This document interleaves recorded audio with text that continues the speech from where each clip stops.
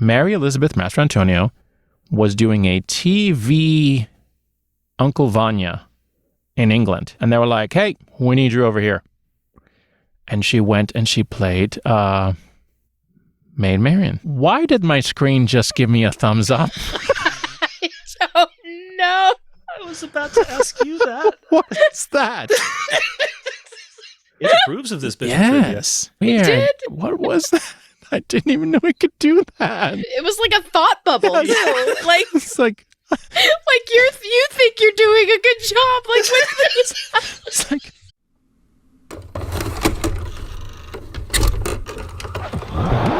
Sit back, it's time to get groovy. Question, do you remember that movie? welcome back to Remember That Movie. I am the third Alejandro Rosa on IMDb. And I'm Steve Johnston. I am not on IMDb. And we are not alone. We have a guest. We have a guest with us this time. For this episode, we have a friend of mine and new friend of Steve's, Raven Adams. Yay! Hello. Thank you guys for having me. Raven has actually been on the podcast before. Twice, right? We've done this I think maybe? yeah. At least yeah, one of those 2 episodes got times. posted. At least one. But I think both did. okay, well, she's been on the podcast several times. But this is the first time that the three of us are together.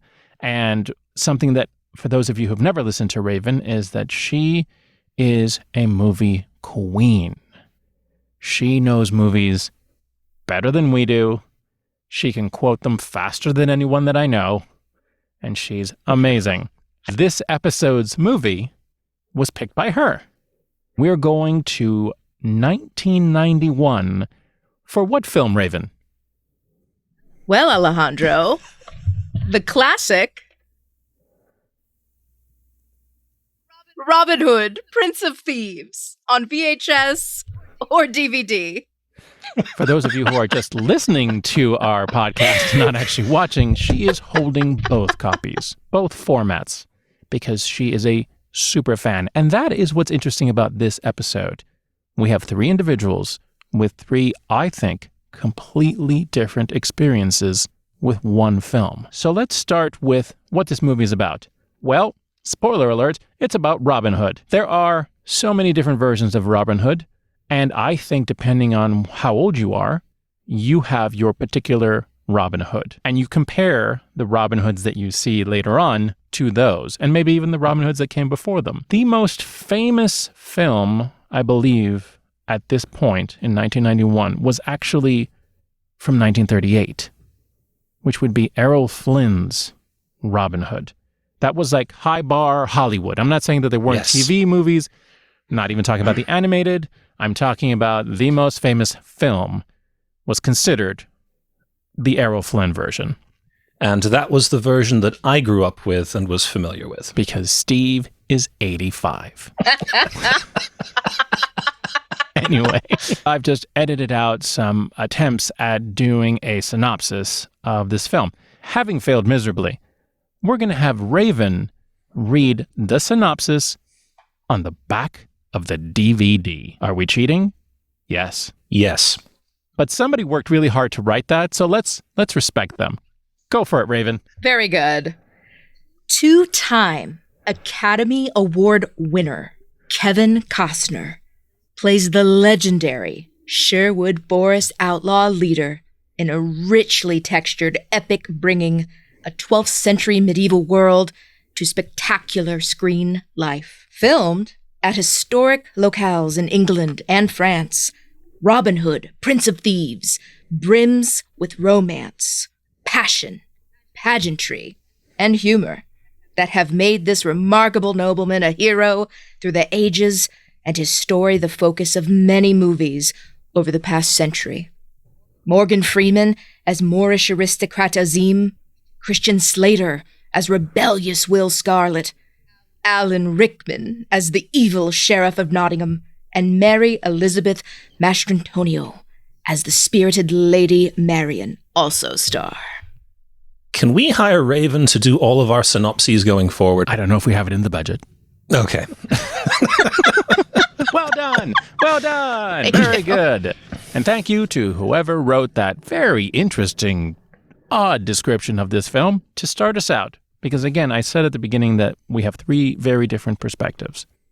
So let's start with the easiest one. Steve, what is your history with Robin Hood, Prince of Thieves? I knew that Robin Hood, Prince of Thieves existed. I was too young to see it when it came out in theaters and never got around to seeing it when I was older. Was familiar with the song that came from it, and that was about it. I was also very familiar with the parody of this film that came out 2 years later, but I'm assuming we'll touch on that a little later on. So this was absolutely, in the last week, this was the first time you've ever seen this. Correct. Wow. Fantastic. Raven, you own 2 copies. Please tell us about you and your relationship with Robin Hood, Prince of Thieves, including when do you think was the first time you saw it? It came out in 1991. Yes. I would have been 5, turning 6 years old, so I would not have seen it in theaters either. I probably saw it like whenever the VHS came out. It was my dad at the local grocery store. They had it for sale, and he bought it, and I would just watch it. Like, it was one of the ones I would always kind of go back to. I think I may have heard the song, the Bryan Adams song. And at first I was thought, wow, they made a whole movie for that song. I just remember it being really, really part of my childhood, and one of the ones I just watched on repeat all the time, waiting, gotta be kind, rewind, of course, wait for that, and then play it again. So those are my memories of it. Follow-up question, why do you own 2 copies? One was a gift. One of my best friends, Jessica, her and I just both loved this movie, and we became friends in high school. So, this wasn't all the way from childhood, but, it was one of those things we just bonded over. And so we still quote it to this day. And she bought me a DVD copy of it. And so I could not just part, though, with my VHS, because it's pretty old. That box is very well loved. Well, not to date myself, but this film came out when I was 12 years old. I actually knew about it before it came to theaters. I remember this vividly because I lived in Puerto Rico. I grew up in Puerto Rico, and film releases were always delayed coming to us, at least at the time, in the 90s, 80s and 90s. And one of my childhood friends, Joseph, was traveling to visit family in the United States, and he sent me a letter. And in that letter, he sent me newspaper clippings of the movies that were coming out, because they used to post the posters in the newspaper, right? Yep. Yes. There was an entire movie section about the movies. It used to list the movie times and everything. And he cut them out and sent them to me. And I remember the image of the Robin Hood poster. And I was so excited holding my little piece of newspaper. And I was like, when this comes out, I am so there. I cannot remember exactly if I went to the movie theater to see it, though it was the one thing that I loved to do as a child and clearly still as an adult. So my parents were very kind about that. I'd say I want to go to the movies, and they'd take me. So I'm pretty sure I saw this in theaters. We probably had it on VHS, but more than likely, and yes, this podcast is brought to you by HBO Max. I probably watched it on HBO on repeat. I remember looking up books on Robin Hood and reading different stories about Robin Hood, trying to learn more because I liked it so very much. So was this both of yours first exposure to the Robin Hood story? Or had you heard about it or seen it elsewhere? I think for me, even though obviously the cartoon came out, in the 60s? Think so, yeah. I think this was my first version of it. So I hadn't even seen, the Disney version. I am not 100% sure. I don't remember if I saw the Disney version at that time or not. I know there were books and things like that, kid books that had Robin Hood in them. I knew who Robin Hood was. This was not a surprise. This was just exciting because it was a new Robin Hood thing. And I did not grow up with the Errol Flynn one because, again, I'm not 85. Wow. Let's talk a little bit about the people who created this film.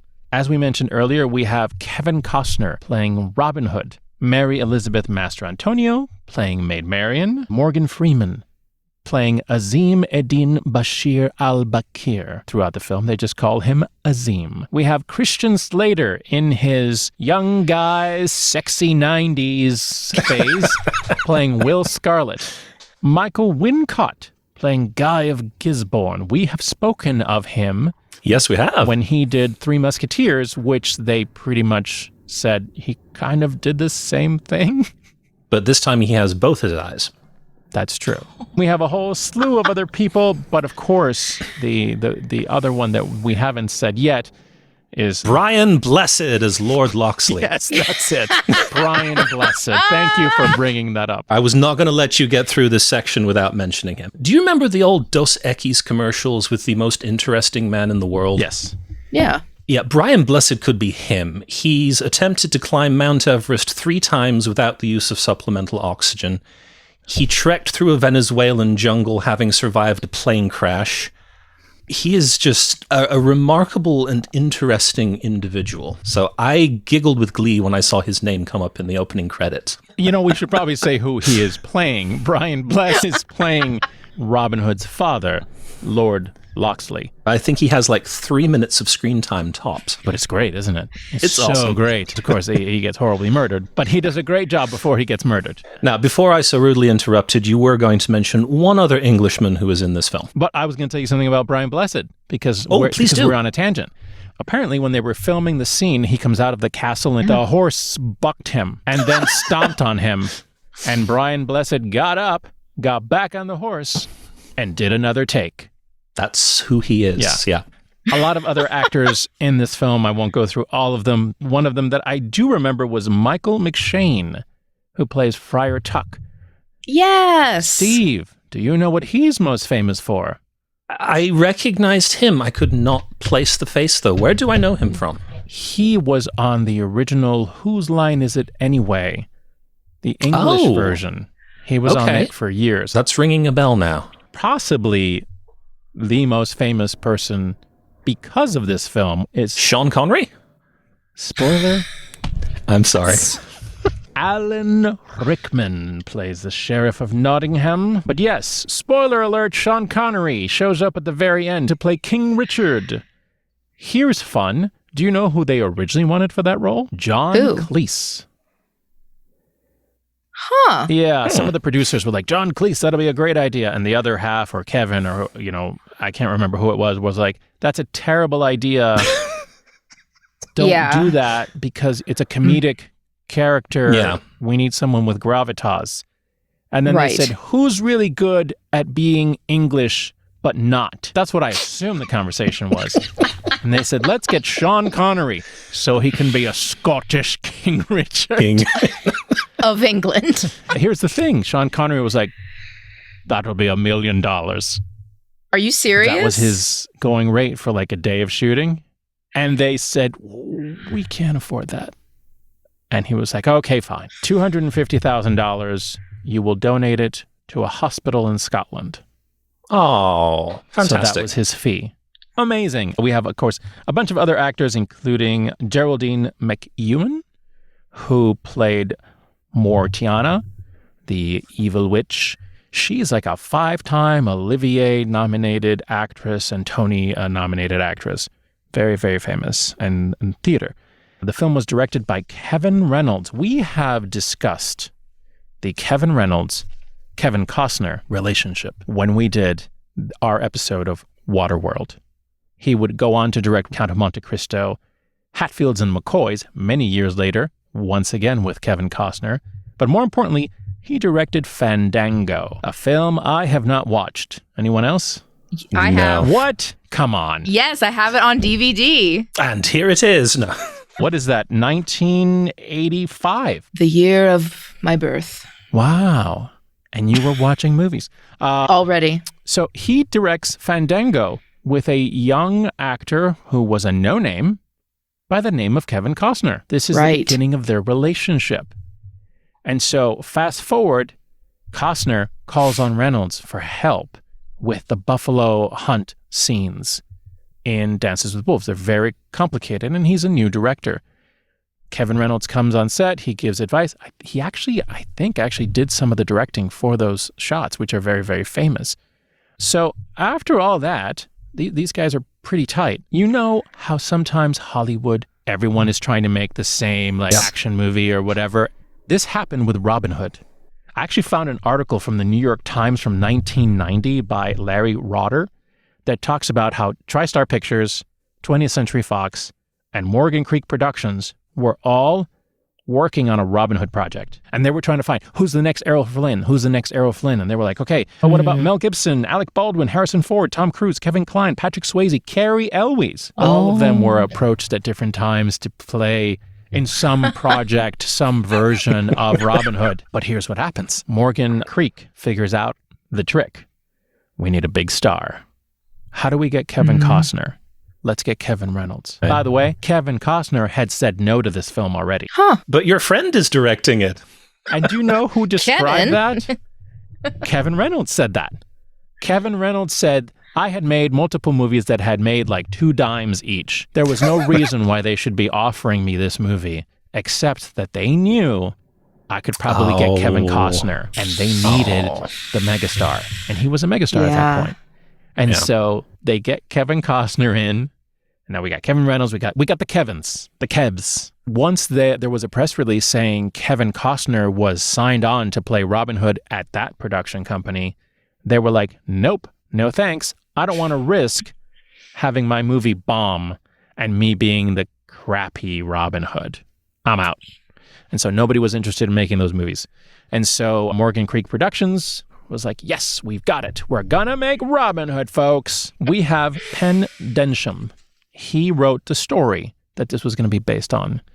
He kind of had this idea. He was tired of the Stallone, Schwarzenegger films where everyone's just killing each other left and right. It's just a guy gunning down 100 people at a time. And he was like, what if we take a Christian and a Muslim and we have them have to work together and they sort of learn from each other? And we kind of wrap that inside an adventure story. And that's how we got Robin Hood.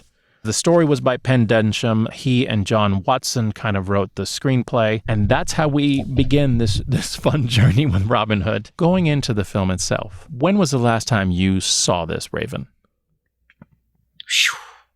Probably like in the past, I would say like 6 to 7 years.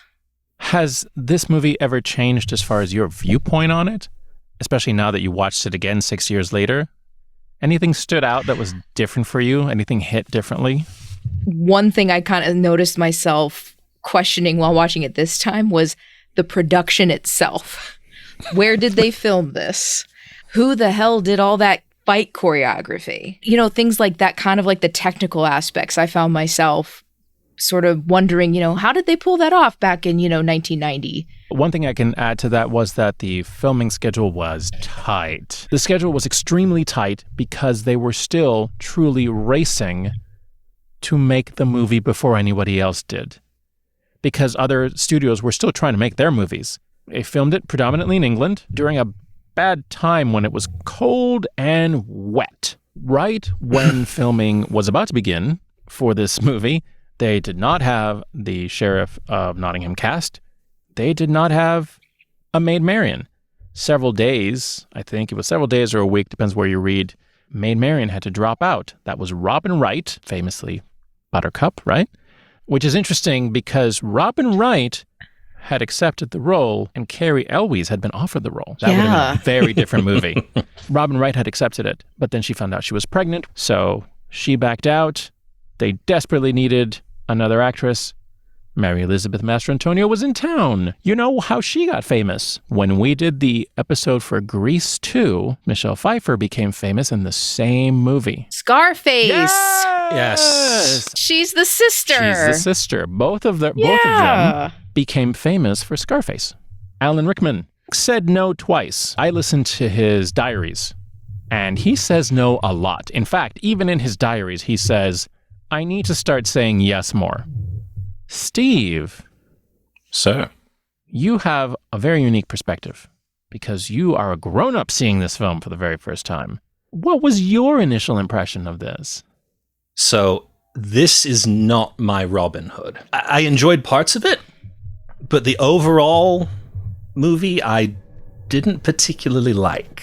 You know what? I would call this a Goonies scenario. I grew up watching the movie Goonies, and my wife did not, but she also didn't ever see Goonies until she was like 21. Okay. And she's like, I didn't get it. And I remember saying to her, you missed it. It's not magical for you at 21. It's magical for you when you're a kid. That's my take on it. That's my Goonies take on certain things. When we did Flight of the Navigator makes no sense as a grown-up, correct? I think that's what we concluded, yes. Yeah. Watching it as a child, completely different experience. And I do, and even though Robin Hood is not a children's film, Robin Hood, Prince of Thieves is not for children. It's just that a bunch of children watched it. Yeah. Oops.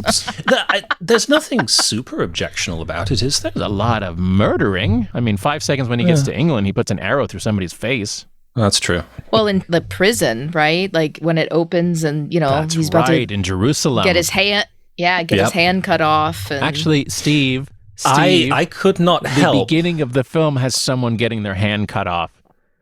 Yes, we have that had is this true. problem with you before, sir. Yes. This is not intended for children. This is all right. You are correct. This is not intended for children.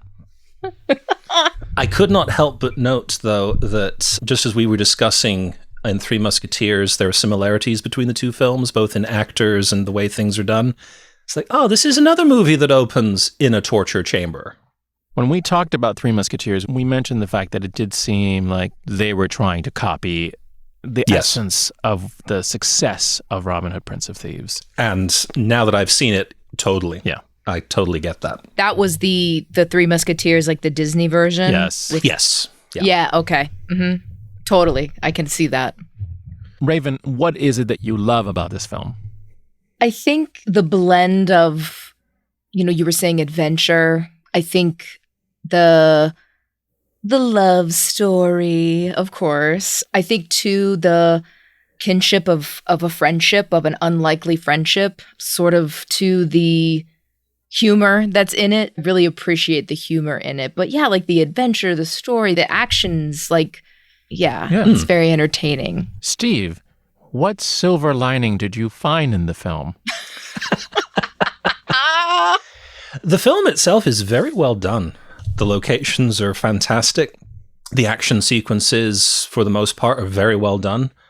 An entertaining watch. I just found myself getting bogged down in some of the details, because if Errol Flynn's Adventures of Robin Hood is like a nice soup, the cooks here have decided, we just need to add a few more ingredients to spice it up a little bit. That's what kind of did it in for me, because I started getting caught up on just the little bits and pieces that really didn't go anywhere in the grand scheme of things. For example, if I may. You may. It is revealed that Will Scarlet is Robin Hood's brother. That is an emotional bombshell that goes off for one scene. For the rest of the movie, it doesn't really come into play all that much, I didn't think. The very delightful scene in which Sir Guy of Gisborne is killed by the Sheriff of Nottingham. The scene starts with Alan Rickman mentioning, Spanish steel, much stronger than our native blades. And my mind went, ooh, this is going to be a plot point, because at some point, Robin's men are going to go up against the Sheriff's men, and their blades are going to break. It's just going to be a complete and total fiasco. They'll have to regroup and come up with either a workaround, or they'll have to steal the Sheriff's swords, or something along those lines. Never comes into play. Does not come up again. Does not factor into any of the following battle sequences. I also thought that too. I kept waiting for, when's the Spanish steel going to happen? When's the connection to this? Nope, we cut it out. Now, there were a lot of things that were actually cut from this film. I was hoping you'd say this. We will go into that, yeah. I ran across a scene by accident on YouTube. I watched it and found myself asking, why did they cut this out? This would have explained so much if they had left it in. I'll be curious to hear what that is. I know of one plot point that you don't see, but I wonder if it's all the same. Tell us your plot point. That Mortiana, the witch, is actually the mother of the Sheriff of Nottingham. Oh. That is actually one of the plot points that was cut out. Yes. Yeah. Okay. Who I always thought was played by Maggie Smith. I had the same thoughts, actually. Seriously, because I think as a teen, Right. probably not even till college, when internet was sort of more of a everyday kind of accessible thing, was I realized, oh, wait a minute, that wasn't Maggie Smith at all. Not her. No. Not her. There's a couple of scenes that were cut. In fact, just to kind of fast forward, in 2003, they released an extended cut of the film that includes 12 never-seen minutes. Do you have the extended cut? Do you have the extended edition? I don't You do believe not. so. Oh. Unfortunately, Your collection is incomplete. There are 12 minutes of Robin Hood you have not seen. That's insane. Yes. Yeah, no, it's just production notes and theatrical trailers. Blah, blah, blah, Okay. blah. Yes, we have to talk about Alan Rickman again and why his performance or his parts of the film stand out. So Alan Rickman did not like his lines. He thought that the way they'd written the Sheriff of Nottingham was two-dimensional. He secretly went to his pals, Ruby Wax and Peter Barnes, who were writers, and said, hey, can you punch up my scenes a bit? And they did. Oh, fantastic. After he had them punch up his scenes, he presented this to Kevin Reynolds, the director, and said, can I do this? And Kevin Reynolds read them over and said, okay. And so a lot of the comedy that the sheriff has came from these two writers, and which is why it has almost a different style than the rest of the dialogue.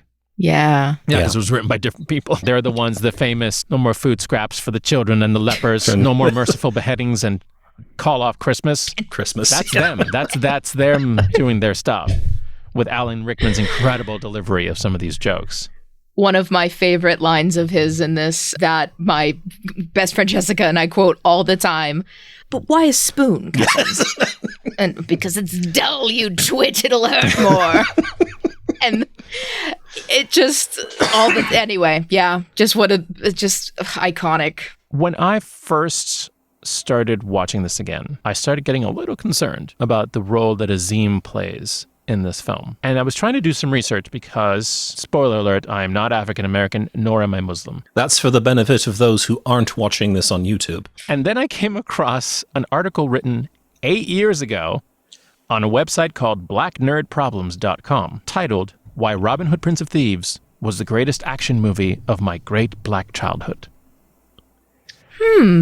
And this is written by Jordan Calhoun, and I highly recommend it, actually. It's a great analysis of why Azim is not a problem and why he's great.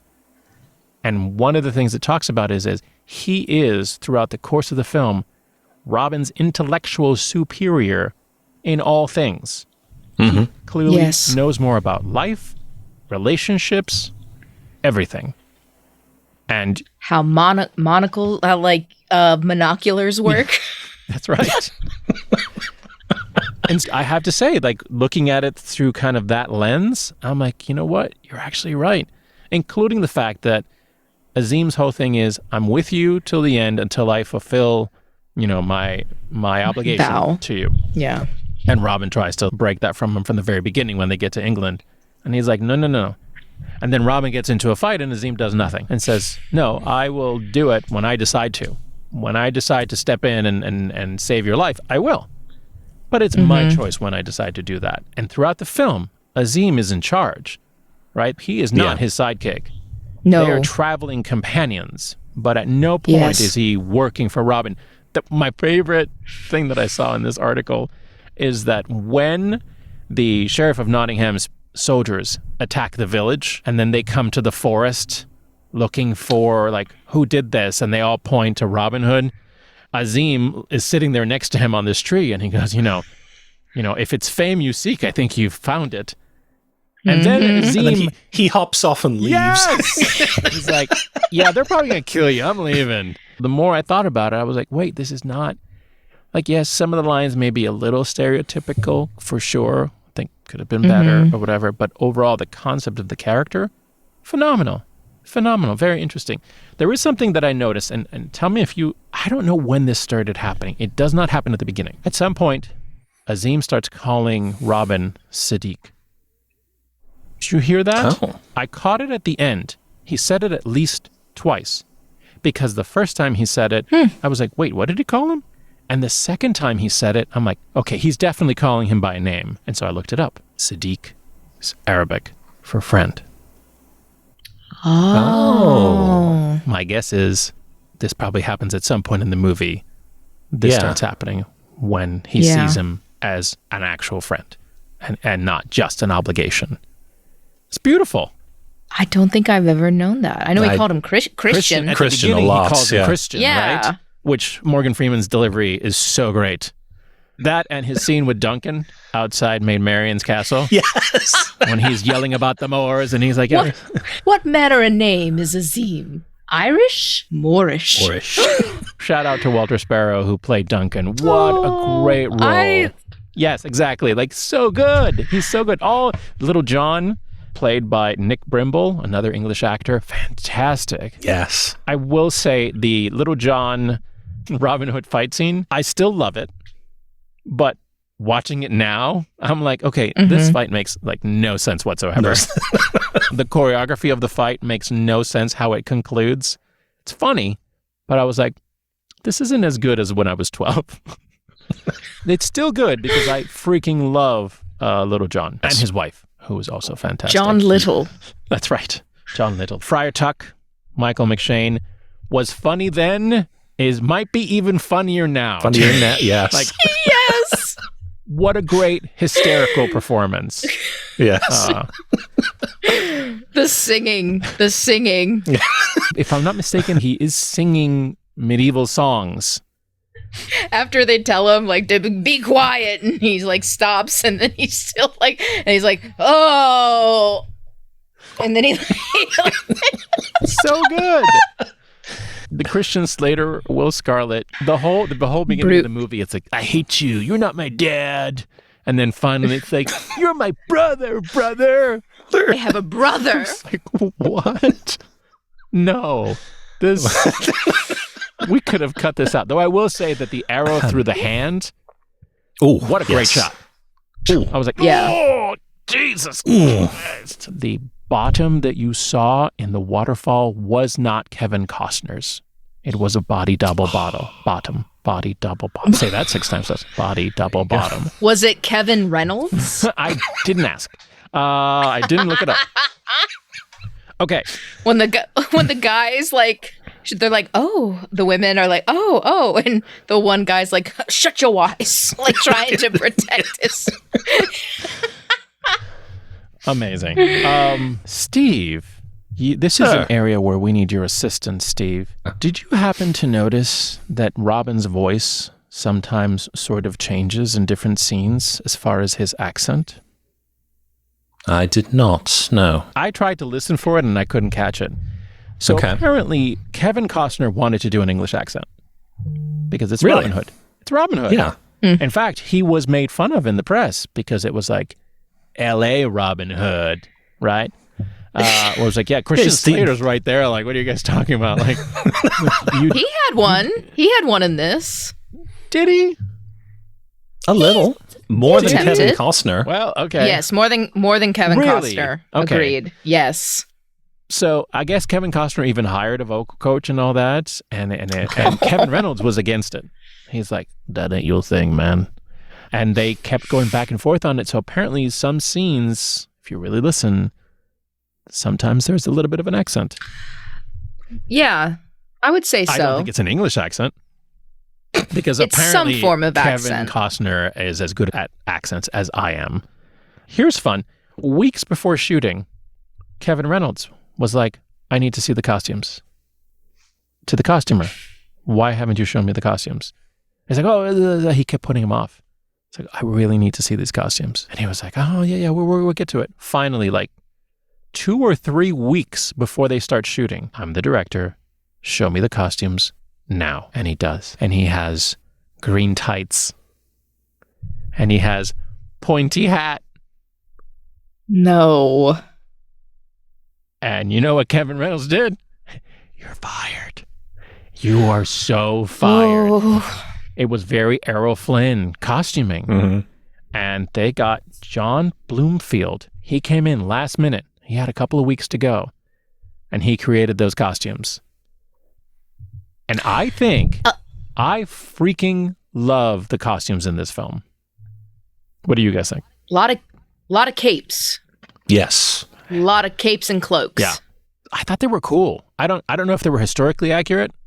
Not that this movie is at all trying to be historically accurate, but 100% accurate to history. That's right. I like the costumes. I think it kind of goes with the whole look of the film. Like, I think it really kind of blends, like the duller colors, like with the background. It really makes, to me, like the green of like the woods that they're in, like really pop and stand out more. yeah. And the flames, the fire. So remember how I said that Alan Rickman's scenes got punched up? It started bothering a certain movie star because he seemed to be getting outshined. He's fine with it now, but I think at the time, now he was all of 36 when he made this film, and he was just like, what? Like, it's totally outshining me.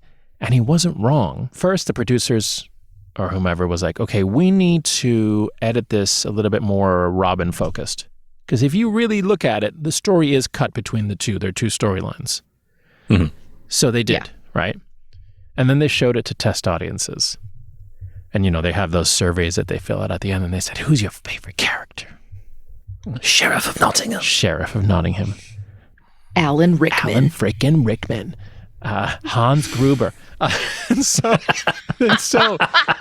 the producers... Professor Snape. So the producers went back to Kevin Reynolds and said, edit it again. More Kevin. And he was like, no, we did that already. We're not doing it again. And then Kevin Reynolds had to go to England to do some like overdubbing or whatever for the film. And what did they do? They brought in their own editing team. Oh, They boy. kicked out Peter Boyle, who was the editor in the film. They locked him out of the room, out of the editing room. And they recut the film with even more focus on Keven Costner. And so when Kevin Reynolds came back, they showed him the film. And he was fit to be tied. And he did not care for this cut. And so he walked out and said, screw you. They weren't done with the mixing. They were still finishing the final post-production of the film. Mm-hmm. And he was like, I'm leaving. When they did the initial screening of the film, he didn't show. He was so mad. Wow. Later on, he may have expressed a little bit of anger towards a certain Costner, the other Kevin, who did not seem to speak up for him when he probably needed a little backing. As that long of a friend. Like, dude, you could have had my back. I had your back. You remember Fandango? Raven does. I do. It's a great movie. So that was the drama with Kevin Reynolds. So is the cut of the movie that we saw the studio's cut? Absolutely. Oh, okay. I don't think there is. I don't know. I haven't looked into it because they don't call the extended cut the director's cut. They're not calling it that, and I'm assuming there's a reason for that.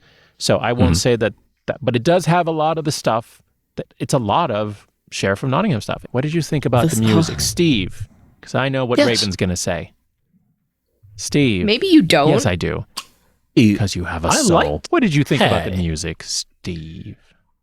Well, I was going to say I liked the music, but if you don't want me to say that, no, I do want you to say that. But I want you to say. In that case, what? I want you to say what you want to say. You can say the music was hot garbage, and that'd be fine. No, the music was fantastic. The opening theme brought me straight back because in junior high school, I had a friend who had either a collection of soundtracks or like a best of soundtrack compilation, and he made me a mixtape.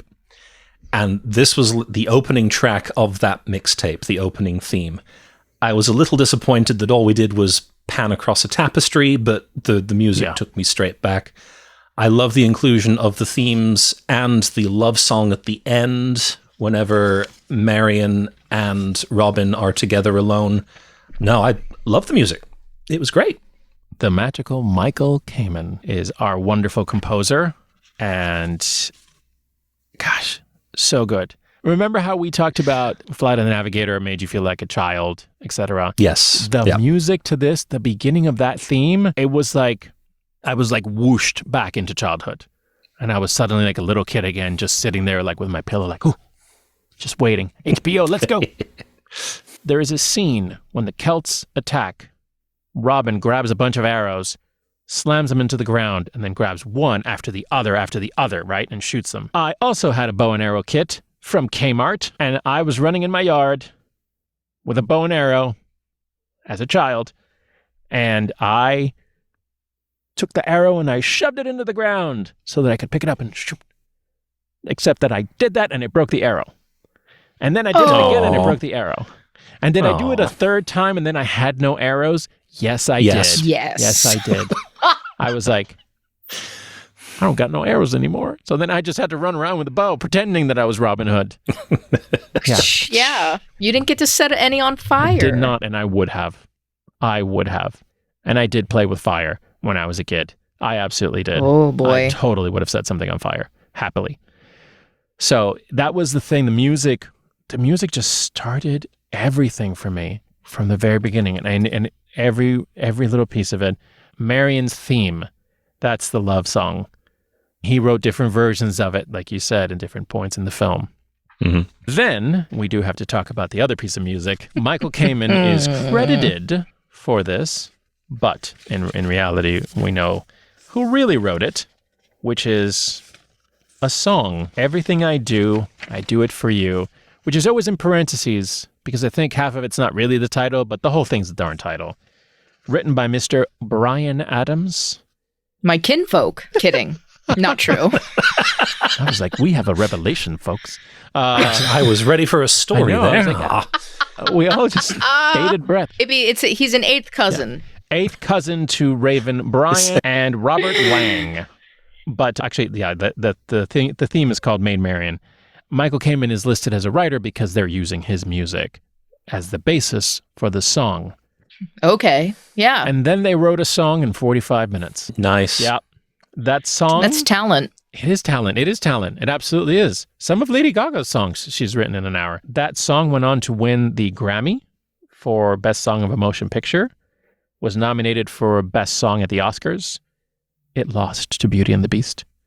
Yeah, I know. And also, here's my personal note. It was also danced to at every dance in the mid-90s.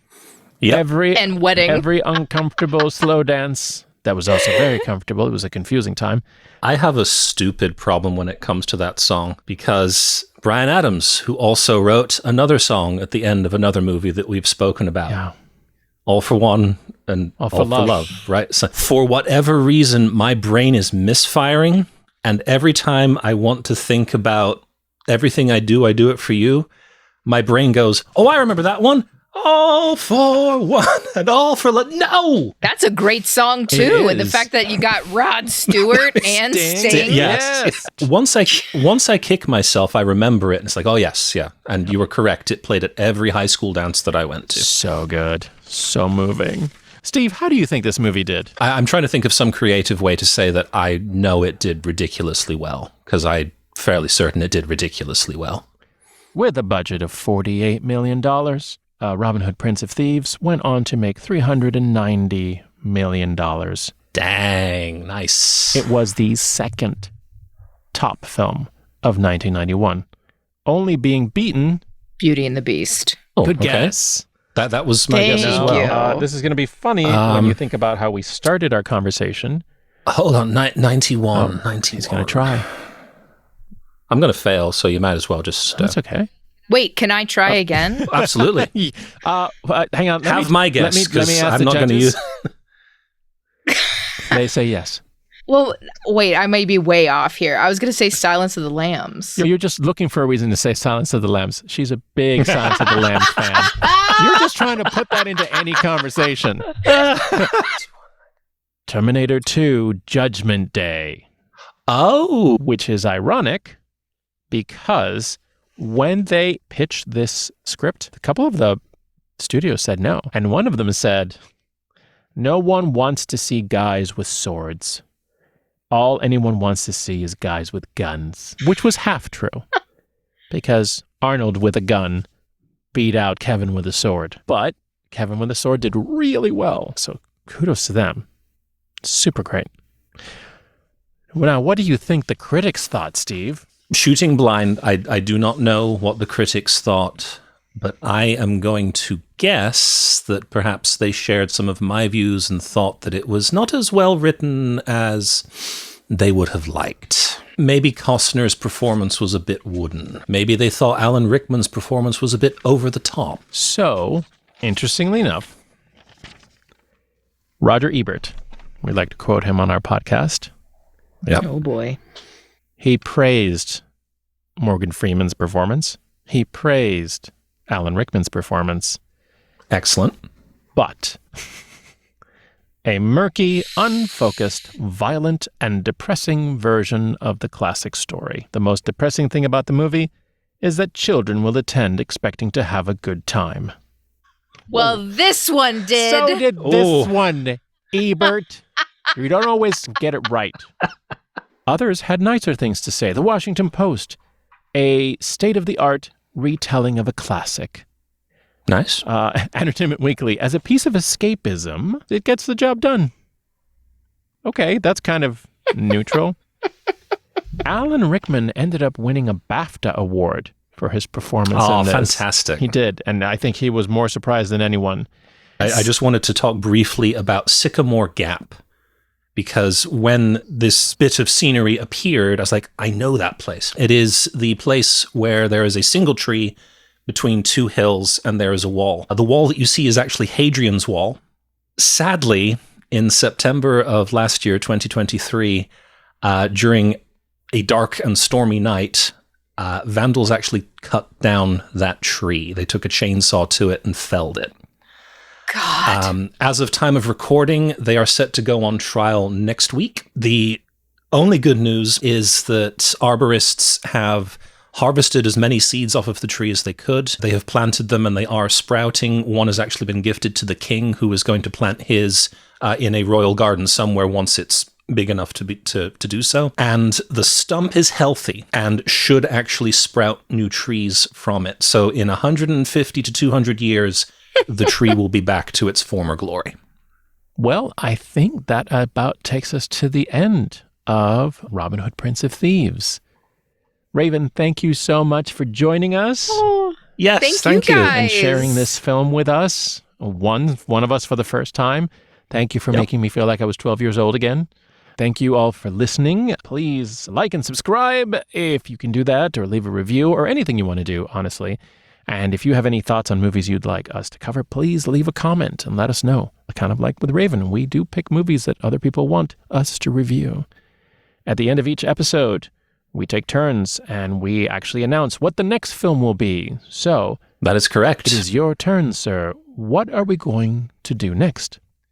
Next, we are going to hop a few years forward to 1994, and I invite you to join us as we take a look at Radioland Murders. The look of utter confusion on both of your faces is delightful. Well, there you go. Sit back, it's time to get groovy. Question, do you remember that movie?